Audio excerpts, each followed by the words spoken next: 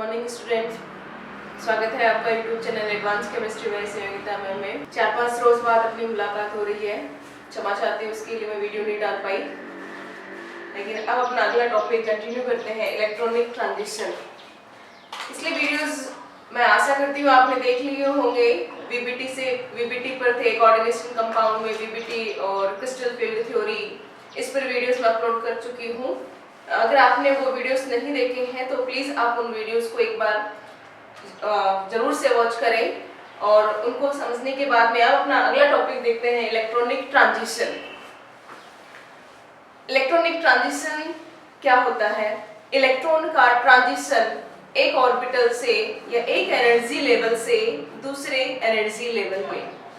Electron का transition होता है एक एनर्जी लेवल से दूसरे एनर्जी लेवल में, लो एनर्जी लेवल से हाई एनर्जी लेवल में या हाई एनर्जी लेवल से लो एनर्जी लेवल में। ठीक है, तो इलेक्ट्रॉन का transition basically low energy level to high energy level by the absorption of light और high energy level to low energy level by the emission of light. इससे absorption emission spectra obtain होता है और absorption emission spectra जब visible range में होता है तो उससे कॉम्प्लेक्सेस के कलर शो होते हैं। ये किसी भी कलर की लाइट को एब्जॉर्ब कर सकते हैं, डिपेंड करता है एनर्जी गैप पर कि उसको कितनी एनर्जी की रिक्वायरमेंट होती है एक एनर्जी लेवल से दूसरे एनर्जी लेवल में जाने के लिए। अगर ये फिनोमेना विजिबल रेंज में संपन्न होती है या फिर वो इलेक्ट्रॉन विजिबल रेंज की लाइट को एब्जॉर्ब करके एक लेवल से दूसरे लेवल में ट्रांसफर होता है तो उससे उसका कलर्ड स्पेक्ट्रा ऑब्टेन होता है। ठीक है, तो चलिए बात करते हैं कि इलेक्ट्रॉनिक ट्रांजिशंस कितने टाइप के होते हैं इनऑर्गेनिक मॉलिक्यूल्स के लिए। सिंपल जो इनऑर्गेनिक मॉलिक्यूल्स होते हैं उसमें हम जब एमओटी पढ़ते हैं इनऑर्गेनिक मॉलिक्यूल्स के लिए, सिंपल इनऑर्गेनिक मॉलिक्यूल्स के लिए जो एमओटी डिस्कस करते हैं तो उसमें 3 टाइप के मॉलिक्यूलर ऑर्बिटल्स का फॉर्मेशन होता है। Bonding molecular orbital first, second is non bonding molecular orbital and third is anti-bonding molecular orbital। इन सब के बारे में आप सभी जानते हैं अच्छे से कि जो बॉन्डिंग मॉलिक्यूलर ऑर्बिटल्स होते हैं वो 2 एटॉमिक ऑर्बिटल्स में अट्रैक्शन से फॉर्म होते हैं। नॉन बॉन्डिंग चूंकि बॉन्डिंग में पार्टिसिपेट नहीं करते हैं, एज इट इज रहते हैं, और जो atomic anti bonding atomic orbitals हैं ये एटॉमिक ऑर्बिटल्स में रिपल्शन से फॉर्म होते हैं, रिपल्शन से बनते हैं। तो ये अट्रैक्शन की कंडीशन होती है, अट्रैक्शन होगा तो एनर्जी उसकी सबसे कम होगी। तो जो बॉन्डिंग मॉलिक्यूलर ऑर्बिटल्स होते हैं उनकी एनर्जी सबसे कम होती है, उसके बाद में जो नॉन बॉन्डिंग आते हैं उनकी एनर्जी आती है और उसके ऊपर आते हैं एंटी बॉन्डिंग मॉलिक्यूलर ऑर्बिटल्स। ठीक है, क्योंकि वो रिपल्शन से फॉर्म होते हैं। ठीक है, ये आप सभी जानते हैं अच्छे से। अब जो बॉन्डिंग मॉलिक्यूलर ऑर्बिटल्स होते हैं ये 2 टाइप के होते हैं, इसमें एक सिग्मा होता है और एक पाई बॉन्ड होता है, क्योंकि ये अट्रैक्शन और ओवरलैपिंग से फॉर्म होते हैं। अट्रैक्शन यानी कि जो एक्सियल अट्रैक्शन होता है उससे तो सिग्मा बॉन्ड फॉर्म होता है और जो कोलेटरल ओवरलैपिंग होती है उससे पाई बॉन्ड का फॉर्मेशन होता है। तो बॉन्डिंग मॉलिक्यूलर ऑर्बिटल्स 2 होते हैं, सिग्मा एंड पाई। इसी तरह से इसके रिपल्सिव फॉर्म भी 2 होंगी, sigma anti bonding and pi anti bonding. तो ये इसके मॉलिक्यूलर ऑर्बिटल्स हैं। सिग्मा, चूंकि जो सिग्मा होता है वो इसमें स्ट्रॉन्ग अट्रैक्शन से फॉर्म होता है तो उसकी एनर्जी भी क्या होगी, सबसे कम, सिग्मा बॉन्डिंग मॉलिक्यूलर ऑर्बिटल। उसके बाद में आएगा पाई बॉन्डिंग मॉलिक्यूलर ऑर्बिटल और ये है नॉन बॉन्डिंग मॉलिक्यूलर ऑर्बिटल। अब उसके ऊपर आएगा पाई एंटी बॉन्डिंग मॉलिक्यूलर ऑर्बिटल और जो सिग्मा है स्ट्रॉन्ग अट्रैक्शन से तो स्ट्रॉन्ग रिपल्शन भी होगा, sigma anti bonding molecular orbital. ये इनका एनर्जी लेवल है। अब इस एनर्जी लेवल में इलेक्ट्रॉन्स का ट्रांसफर होता है। हमें पता है कि जो बॉन्डिंग मॉलिक्यूलर ऑर्बिटल्स हैं वो कैसे होते हैं, भरे हुए होते हैं क्योंकि उससे बॉन्ड फॉर्म होता है। तो यहाँ इलेक्ट्रॉन डेफिनेटली प्रेजेंट होते ही हैं, यहाँ पर भी होते हैं और यहाँ पर भी होते हैं। ये अगर कंप्लीटली सैचुरेट मॉलिक्यूल है तो इलेक्ट्रॉन यहाँ होंगे, उसमें पाई बॉन्ड नहीं है तो यहाँ नहीं होंगे, या पाई बॉन्डिंग है तो उसमें इलेक्ट्रॉन यहाँ पर प्रेजेंट होंगे।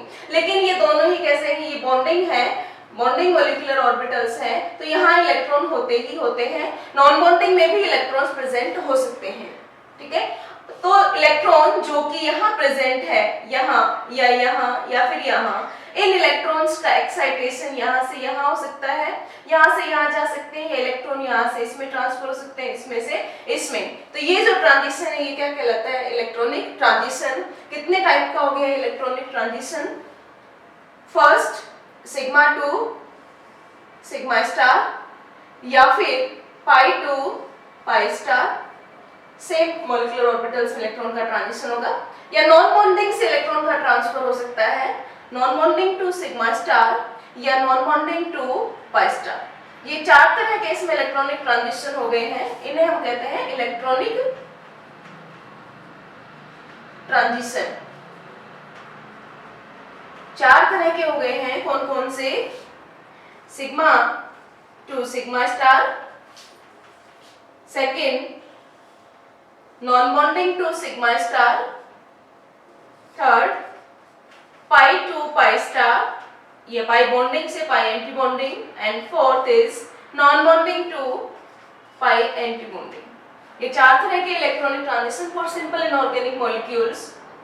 से कंप्लीटली सैचुरेट है तो उसमें sigma to sigma star transition होगा, नॉन बॉन्डिंग इलेक्ट्रॉन प्रेजेंट है तो सिग्मा टू सिग्मा स्टार हो सकता है या सिग्मा टू पाई स्टार हो सकता है, पाई बॉन्ड प्रेजेंट है तो pi to pi star electronic transitions होता है। ये डिपेंड करता है मॉलिक्यूल में किस टाइप का है, ठीक है। इनका जो एनर्जी ऑर्डर आएगा, सबसे ज्यादा एनर्जी चूंकि ये गैप सबसे ज्यादा है और ये अट्रैक्शन और रिपल्शन की कंडीशन, स्ट्रॉन्ग अट्रैक्शन और स्ट्रॉन्ग रिपल्शन की कंडीशन होती है, तो सबसे ज्यादा एनर्जी की रिक्वायरमेंट होती है सिग्मा टू सिग्मा स्टार के लिए। तो इनका एनर्जी ऑर्डर आ जाएगा, सबसे ज्यादा एनर्जी की रिक्वायरमेंट होगी सिग्मा टू सिग्मा स्टार के लिए, उससे कम होगी non bonding to sigma star के लिए, उससे कम होगी पाई टू पाई स्टार, और सबसे कम एनर्जी की रिक्वायरमेंट होगी non bonding to pi star electronic transition के लिए। ये हो गया है इनका एनर्जी ऑर्डर, ठीक है। Sigma to sigma star, non bonding to sigma star, pi to pi star and non bonding to pi star. ये बात कर ली हमने सिंपल इनऑर्गेनिक मॉलिक्यूल्स में इलेक्ट्रॉनिक ट्रांजिशन चार टाइप के हैं, sigma to sigma star, n to sigma star, pi to pi star, n to pi star. अब बात करते हैं हम मेटल कॉम्प्लेक्स में इलेक्ट्रॉनिक ट्रांजिशन। मेटल कॉम्प्लेक्स यानी कि मेटल लिगेंड जो कॉम्प्लेक्स बनते हैं उनमें इलेक्ट्रॉनिक ट्रांजिशंस किस प्रकार से होते हैं?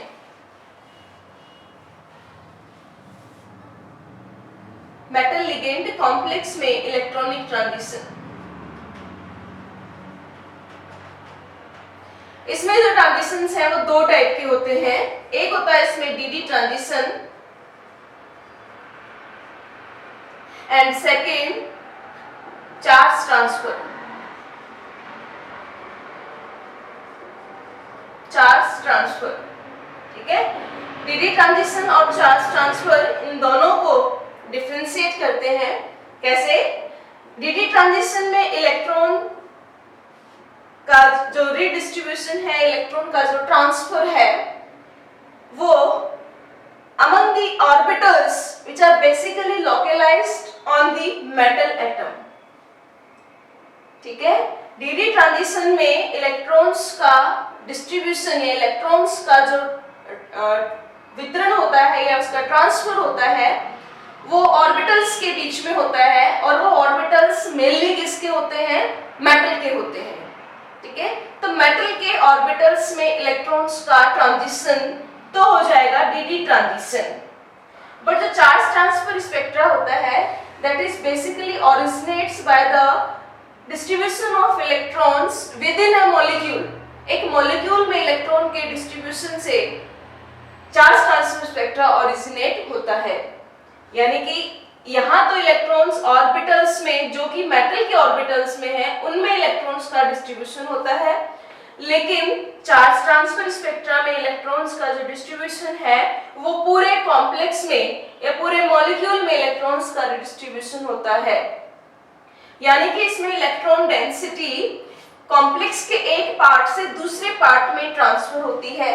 कॉम्प्लेक्स का एक पार्ट मेटल है और दूसरा पार्ट उसका लिगेंड है, तो इलेक्ट्रॉन डेंसिटी एक पार्ट से दूसरे पार्ट में ट्रांसफर होती है, ठीक है। तो एक एक को लेके चलते हैं। चलिए पहले डीडी ट्रांजिशन को एक्सप्लेन करते हैं। डीडी ट्रांजिशन सीएफटी कहती है, सीएफटी क्रिस्टल फील्ड थ्योरी, जो पिछले वीडियो में हमने डिस्कस की थी, क्रिस्टल फील्ड थ्योरी क्या कहती है कि जब मेटल फ्री फॉर्म में होती है तो उसके सभी d ऑर्बिटल्स की एनर्जी समान होती है, लेकिन जैसे ही मेटल लिगेंड के कांटेक्ट में आती है तो उसमें इलेक्ट्रॉनिक रिपल्शन होने से उसके d ऑर्बिटल्स में स्प्लिटिंग हो जाती है।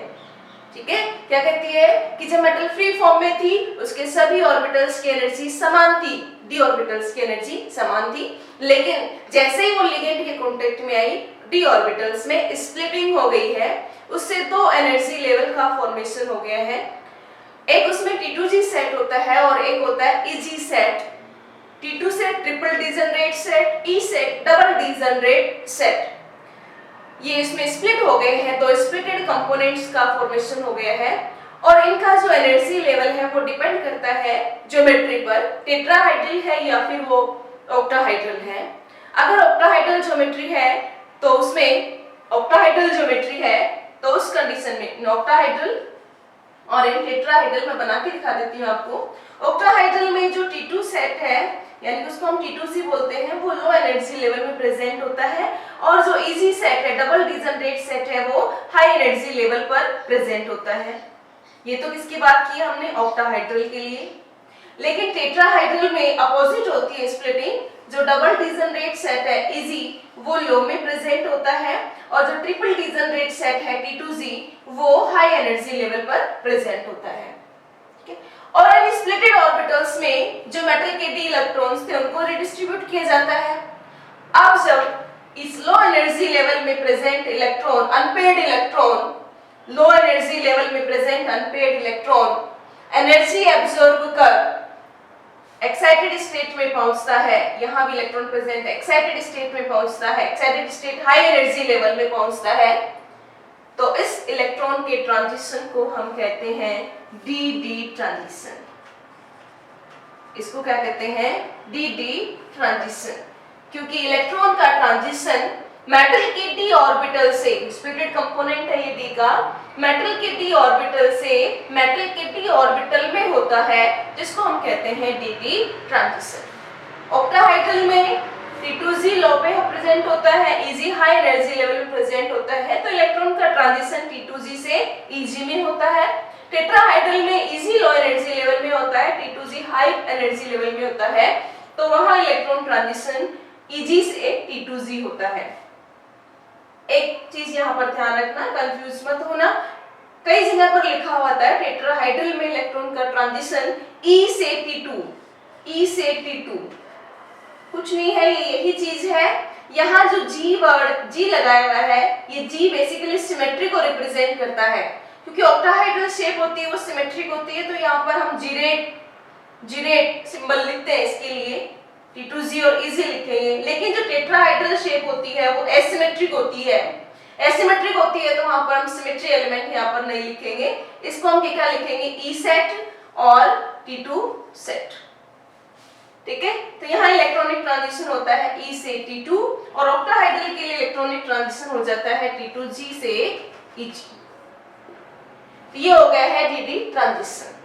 ठीक है, मेटल के d ऑर्बिटल्स में इलेक्ट्रॉन का ट्रांजिशन लो एनर्जी लेवल से हाई एनर्जी लेवल। इसको एक्सप्लेन किया था मैंने पिछले वीडियो में, जब हमने VBT के CFT की एप्लीकेशंस बताई थी, उसमें हमने एक एग्जांपल लेकर के इसको डिस्कस किया था।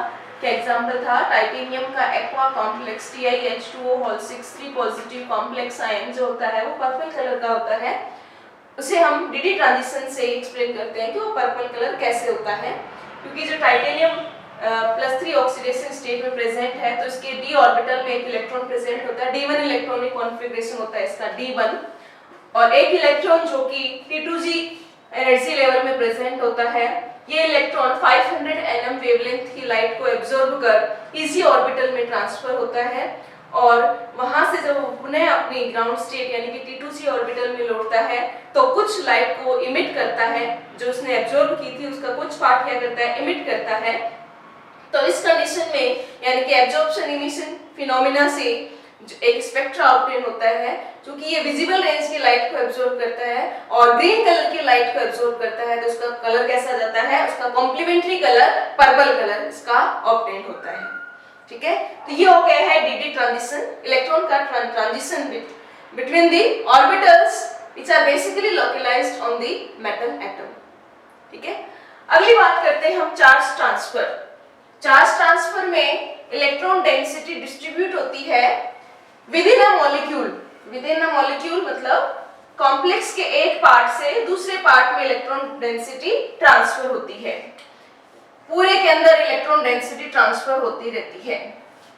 इसके दो पार्ट हैं, मेटल और लिगेंड, यानी कि ये मेटल ग्रुप ऑर्बिटल्स हैं, मेटल ग्रुप ऑर्बिटल्स, एंड ये लिगेंड ग्रुप ऑर्बिटल्स हैं, लिगेंड ग्रुप ऑर्बिटल्स। अब मेटल ग्रुप ऑर्बिटल्स से इलेक्ट्रॉन का ट्रांसफर हो सकता है लिगेंड ग्रुप ऑर्बिटल्स में, या फिर ये लिगेंड ग्रुप ऑर्बिटल्स और ये मेटल ग्रुप ऑर्बिटल्स।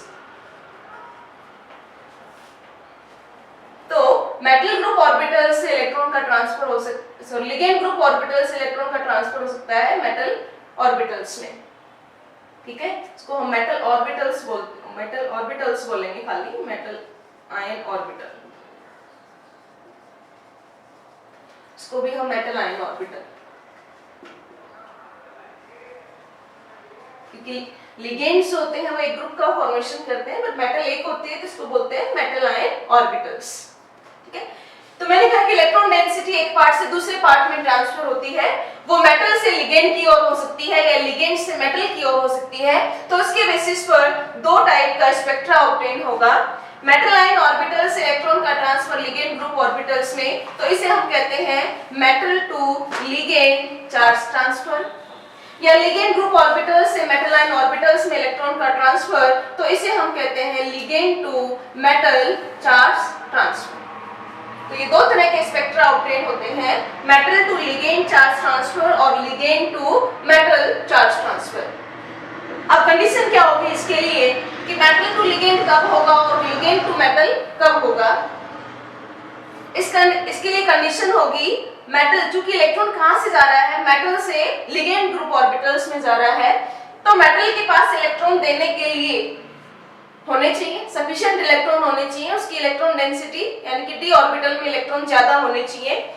तो यहाँ ज्यादा होने चाहिए तो मेटल प्रेजेंट होगी लो ऑक्सीडेशन स्टेट में। इसकी पहली कंडीशन है मेटल लो ऑक्सीडेशन स्टेट, लो ऑक्सीडेशन स्टेट।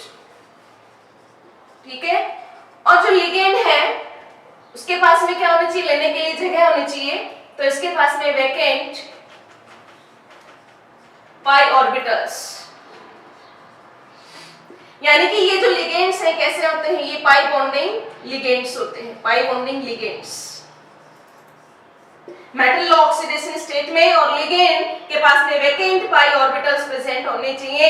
ये हो गई है इसकी पहली कंडीशन या मस्ट कंडीशन। इसका एग्जांपल आ जाएगा मेटल कार्बोनिल, इसका एग्जांपल है मेटल कार्बोनिल, या फिर कोई भी pi bonding ligand cyanide present है, उसका कोई कॉम्प्लेक्स है या बाइपिरिडीन या पिरिडीन कॉम्प्लेक्स है, वो इसके एग्जांपल है। हीमोग्लोबिन और क्लोरोफिल भी इसी का एग्जांपल है। अगली कंडीशन सेकंड जो ट्रांसफर है वो है ligand to metal. Ligand group orbital से इलेक्ट्रॉन का ट्रांसफर हो रहा है मेटल में, मेटल के पास इलेक्ट्रॉन की डेफिशिएंसी है, metal present in high oxidation state, high oxidation state में प्रेजेंट होती है मेटल। और लिगेंड के जो डोनर साइट है दैट इज मोर इलेक्ट्रोनेगेटिव, यानी कि उसके पास इलेक्ट्रॉन रिच होती है, lone pair of electrons present होते हैं।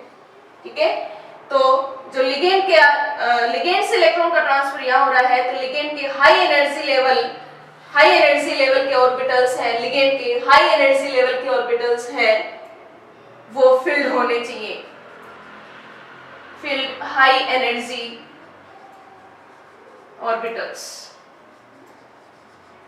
लिगेंड के पास में हाई एनर्जी के ऑर्बिटल्स फिल्ड होने चाहिए, और मेटल के पास में लो एनर्जी के, क्योंकि इलेक्ट्रॉन यहां से यहां जा रहा है, तो मेटल के लो एनर्जी लेवल के ऑर्बिटल्स वैकेंट होने चाहिए। कंडीशन क्या है, लिगेंड के filled high energy level orbitals और मेटल के vacant low energy level orbitals, यानी कि इसका HOMO highest occupied molecular orbital filled होना चाहिए, और इसका LUMO lowest unoccupied molecular orbital vacant होना चाहिए। बात आएगी ये होमो और लुमो। HOMO से इलेक्ट्रॉन का ट्रांसफर होता है LUMO में।